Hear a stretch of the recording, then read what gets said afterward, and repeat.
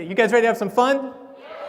All right, awesome. That's what I love about an MPI audience is I ask if you're ready to have some fun. You don't even know what it is, and you're already into it. All right, so I'm going to draw something here, and then I'm going to need some help from you guys. Okay, can everybody see that? So here's what I need from you guys. What do you see? A check mark? A mountain valley? What else? A seagull? Awesome. Anything else? Opportunity, a V. Okay. What was that? Our shirt neck. All right. Awesome. Very good. Well, here's the interesting thing. All I drew were two lines, slightly curved, that come together at a point. That's all I put up there. The rest of it was how you interpreted it. A V, a seagull, opportunity, a shirt neck, all these other amazing things that you see in that. But in reality, it's just two lines. And that is an example of how we go through life every day, isn't it? We see life, we experience what is here, but then instantly we process it through our mind, and we filter through looking for a point of reference.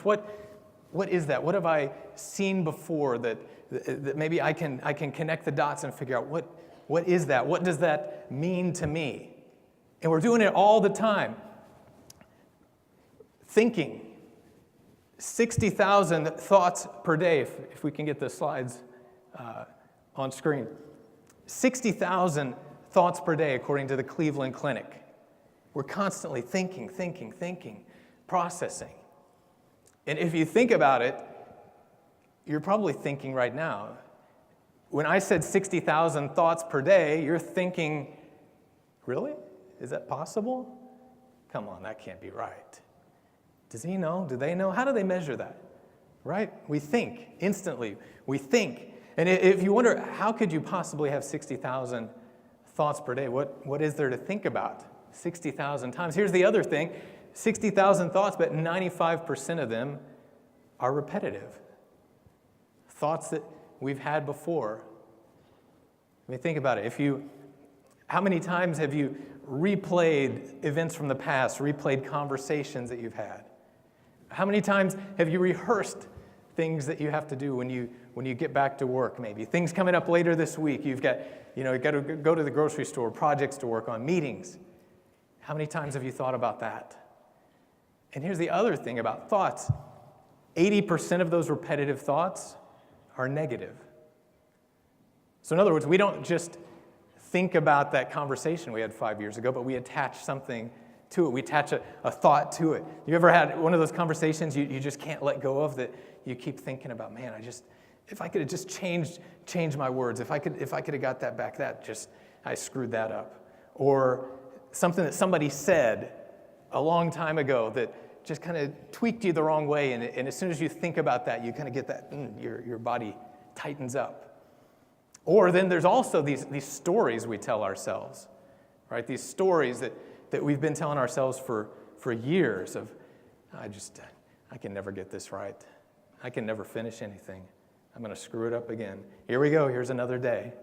Stories over and over and over that we tell ourselves. And then there's these thoughts of stuff that we've got, bills, work, all these worries, anxieties about the future. Our mind is just full of these thoughts.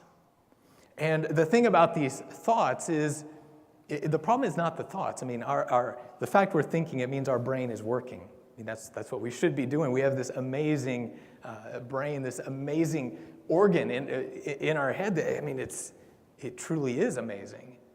But the thing about the thoughts is that they're usually going on without us knowing about them. That's why it's hard to believe that we have 60,000 thoughts a day. I mean, that's almost one per second.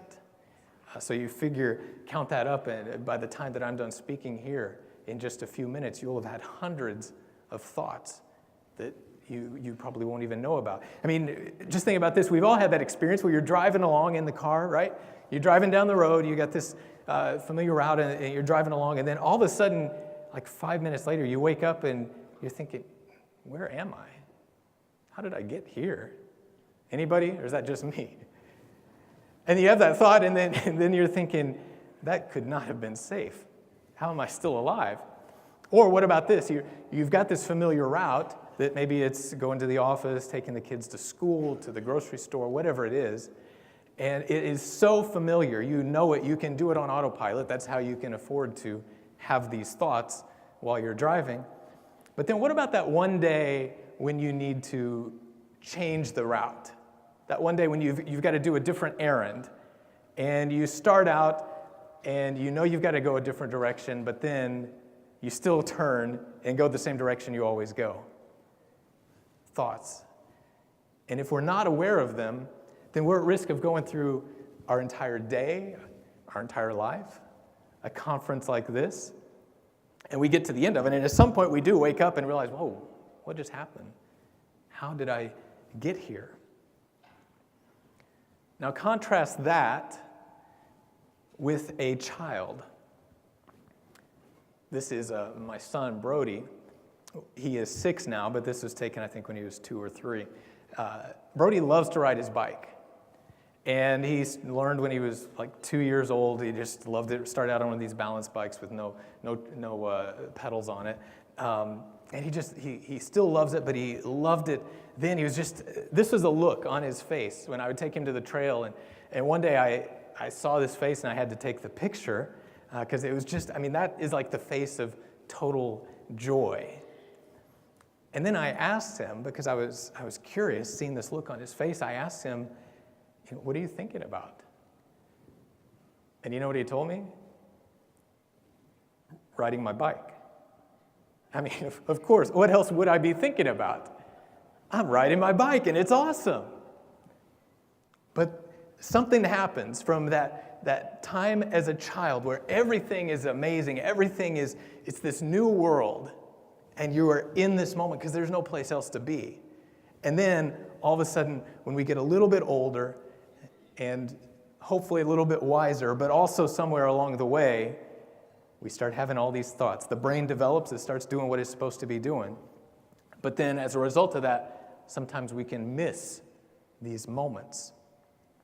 So what if we could bring back some of that childlike awe, that amazement, that presence? What if we could bring that back? And I said childlike, not childish.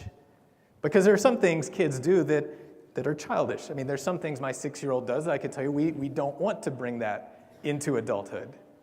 But what if we could bring that childlike presence and attention into the conversations we have with family, friends, with our coworkers, employees, with our customers?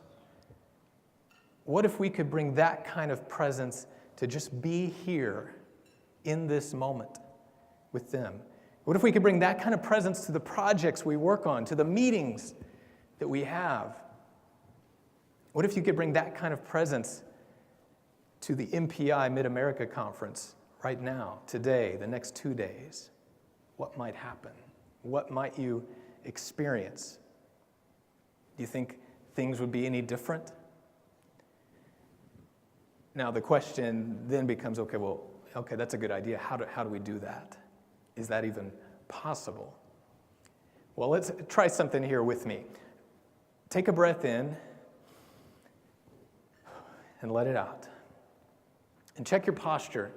Sit up in the chair, not in a stiff sort of way, but in, we might say, an upright, dignified sort of way. Like, bring your full attention to this moment as if this is something important to you. And keep breathing. And whatever you've been thinking about, whatever you brought into this conference, whatever's waiting for you back home, imagine if you could just set that aside for a moment. Because right now, we're here. So the invitation is to be here now and be somewhere else later. And to do that, we're going to learn some more practices in the breakout sessions later today, how to work with these thoughts. But it all starts with being aware of these thoughts. And when you find yourself lost in thought, you can check in with yourself. Am I here? And if you notice that you're in thought, then take a breath. Feel the breath come into your body. Because when you connect with the breath, guess what? The only place you can breathe is right here, right now.